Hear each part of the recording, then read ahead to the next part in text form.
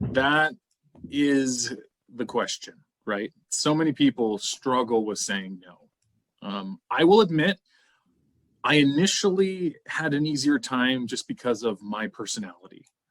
My wife says I have no problem saying no, but I'll admit I had to practice. And I still think I have quite a bit of room for improvement. But the short answer to your question is you just have to start. You have to start saying no.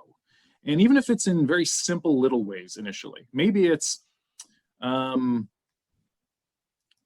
someone says, hey, Rob, you should try out X, Y, and Z. Or, hey, Joe, you should try out ABC. I think this will be good for you. You go, thanks, I really appreciate that, but no, I'm good. I think I'm going to stick with this. They just gave a recommendation. You're not shooting them down. You're not hurting them. You're not going to lose a business. You're not going to, whatever it might be. It's just the exercise of practicing saying no. It's just like anything else that we want to get good at, right? You have to begin the process of exercising that muscle, of learning how to do it. And it just starts with simple things. Start with little simple things, and from there, it can move up. I'm at the point now where I have learned to say no because I have established purposeful priorities in my life that enable me to know what I should say no to and what I say yes to. And so now with those purposeful priorities in place, I can go, okay, I know I need to say no to that. Ooh, that might be a little painful. I might have to think about it, kind of figure out a softer way to say it, or redirect, whatever it might be. But I've practiced saying no enough that I have my established priorities clear enough for me that I know when I need to say no. Because when I don't need to say no, a lot of times I say yes, because why not? I am by nature a person who likes to help people, who likes to be available, who likes to serve.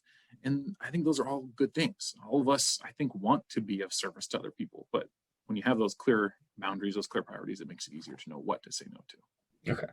So I do want to go back to what you just said right there, is that your first example of, things are working good for me right now, but thank you for the advice or whatever, to bring that back for everybody watching this, is that you don't have to exactly just say no. Like, are there any phrases that you tend to use that aren't just no, I'm good, or a way to redirect that around to where you can say no, thank you, and still be polite about it?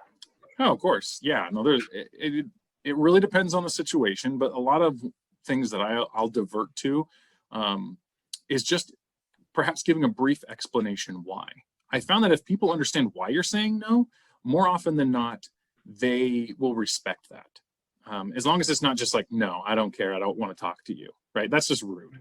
But a lot of times, like, for example, I've had people reach out to me to do things on Sundays. Sundays is a family day. It's a day for me. My faith is very important to me. And so I have purposely blocked off that day, made that commitment that I will not do any business on a Sunday, even if that means I lose business. I'm okay with that. And so I can then, when someone brings it up, I can say, oh, thanks so much, but Sunday's a family day. I really appreciate that. Why don't we find another option? Why don't we find something that works for both of us? I found that instead of just saying no, if you say, let's find an option that works for both of us, or let's find a different solution, people are willing to work with you as long as you're not rude about it. So maybe a brief explanation of why, just something as simple as that, like, oh, that's a family day, or that's just my rule, whatever it might be. It could be that simple. Giving a brief explanation of why, and then offering an alternative is kind of a 1-2 combo that tends to always work. And I found that I've actually had people respect me far more because I established the boundaries, not because I'm willing to do anything anytime for anyone and I'm always available, right? I think that perception that you must be available all the time or else you will miss out on opportunities is a false idea.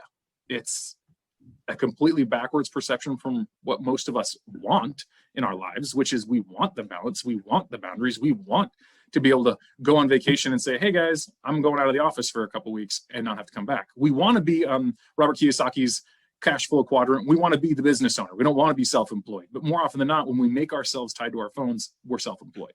So establish the boundaries, provide maybe a very simple explanation, and then provide an alternative, and people are generally tend to be completely open to it.